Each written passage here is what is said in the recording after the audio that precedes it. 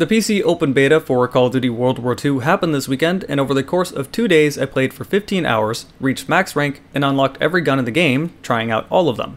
I'm actually quite liking the game, but I'll be making a video on that tomorrow, talking about weapon balance, the map, stuff like that.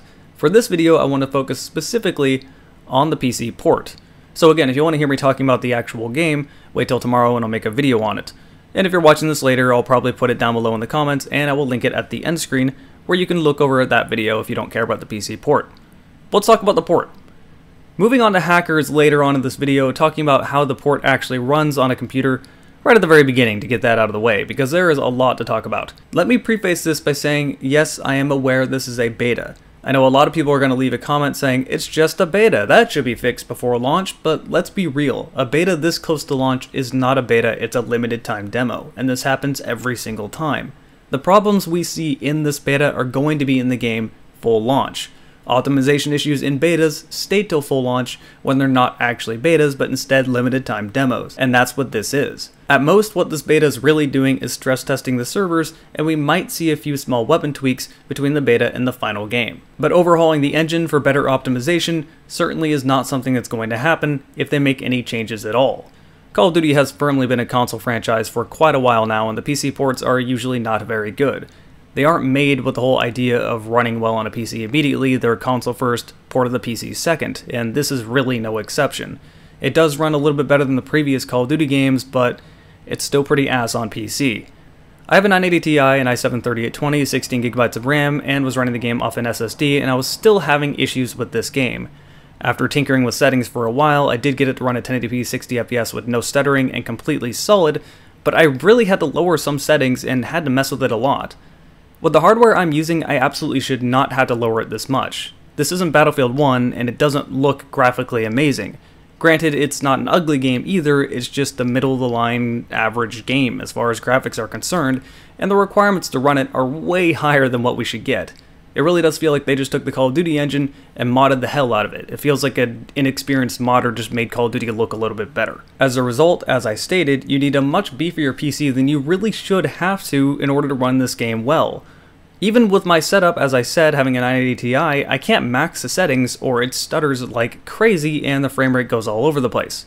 To make things worse, previous issues are still in this Call of Duty game. Your mouse aiming is tied to your frame rate. So if your frame rate's going up all over the place, your aiming will be inconsistent because it keeps changing the sensitivity, which is absolutely inexcusable. But the worst part about it is that the game stutters like crazy for a lot of people. I'm not talking about just a few people, I mean a lot of people. As I said, I eventually did get it running perfectly fine with no stuttering at all, but 8 out of the 15 people in my group that wanted to play the game straight up gave up on playing this game because they couldn't get it to run properly. It either stuttered like crazy, crashed on them constantly, or simply just wasn't working. I love this game. 10 out of 10 would crash again. Out of the 15 people, only 2 people, myself included, actually got the game to run as it should. Even then, when I tried to stream the game, it really did not like OBS. The footage you're seeing here is 30fps footage when I was playing at 60fps at 1080p, and it looks like I'm dropping frames, but I'm actually not dropping frames. I never did the entire time. It looks the same if I just recorded raw gameplay. It simply doesn't like a lot of programs and has issues with seemingly everything. Now, I tried a lot of different things to get this to run better, and I just simply couldn't get OBS to work with it. But this isn't going to be an issue for most people, as I assume most people don't really stream games. However, it is a bizarre occurrence that I really wanted to talk about because I don't have this happen too much. Regardless, going back to what I was talking about, this game is a pretty awful port. It's again a step up from the previous Call of Duty games, but that's not really saying a whole lot. It is not Crysis, it is not Battlefield, it doesn't look like the next best thing, yet it runs like Crysis, and it doesn't make any sense as to why it would do this. It's horribly optimized, and really you shouldn't need such a beefy computer just to get it to run well at all, let alone at its max settings. I had to turn most things on high settings and turn down a lot of things involving lighting, and also turn off and entirely turn off anti-aliasing. Otherwise I could not get the game to run steady. Again, on a 980 Ti that absolutely should not happen. And all of that, although not being forgivable, at least could be played through if it wasn't for horrible stuttering issues that most people had. And again, this isn't just my group of people. If you go and look in reviews on Steam, most people are reporting the same thing. It's pretty damning when 8 out of the 15 people in my group just kind of gave up on playing it because they couldn't get it to work properly. And it's not like they only tried a little bit and then gave up. They really tried for an hour or two and then just said, fuck it, it's not going to work for me. And again, to repeat myself, 2 out of 15 people had this game running smoothly for them. The other people had stuttering issues and mouse problems. So as a shock to absolutely no one, another Call of Duty game doesn't work well on PC. This really shouldn't be news. Although I would really like to address a comment I know I'm going to get in the comments because I seemingly always do in a situation like this. This is why I play on console. I don't have to worry about this stuff. It's so much easier. Console's the better way to play. This is the exception to the rule, not the rule itself. Call of Duty's not really been a PC franchise for a long time, and for a vast majority of games you are way better off playing on PC.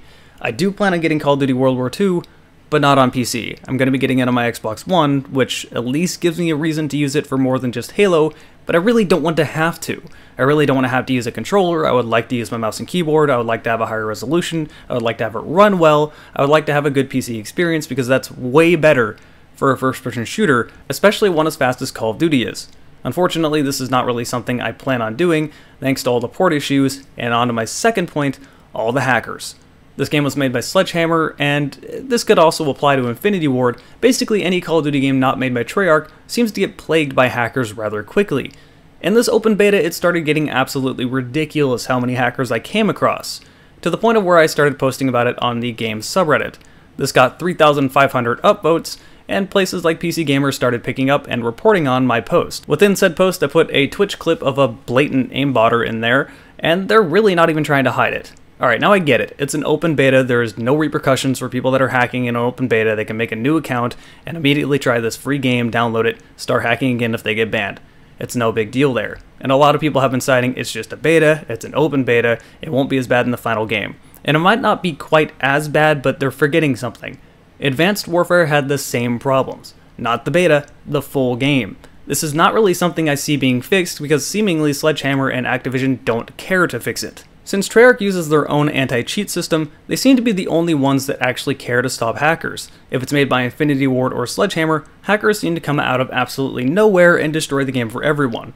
At one point I got into 5 different games, one right after another, all having a blatant wall hacker or aimbot in them. And these were different hackers, they were not the same people. And they weren't even trying to hide it. It was very obvious that they were hacking. A few of them doing the classic hacker thing of saying GG easy afterward. It's unfortunate, but it's pretty damning for this game. It's a bad PC port, and it's going to be plagued with hackers. Thus, I really wouldn't recommend it. Which is, again, super disappointing because I'm actually enjoying the game. You can criticize me for that all you want, but I've never really played Call of Duty to get a new experience. If you want a new experience playing Call of Duty, well then Call of Duty really is not the franchise you should be looking forward to. Getting rid of jetpacks while running in Heroes made me suddenly interested in the franchise again just because I really just wanted more Black Ops 1 and 2. And, well, I'll be talking about that more tomorrow. But for now, that's all I wanted to talk about in this video. Thanks for watching, and I will see you tomorrow.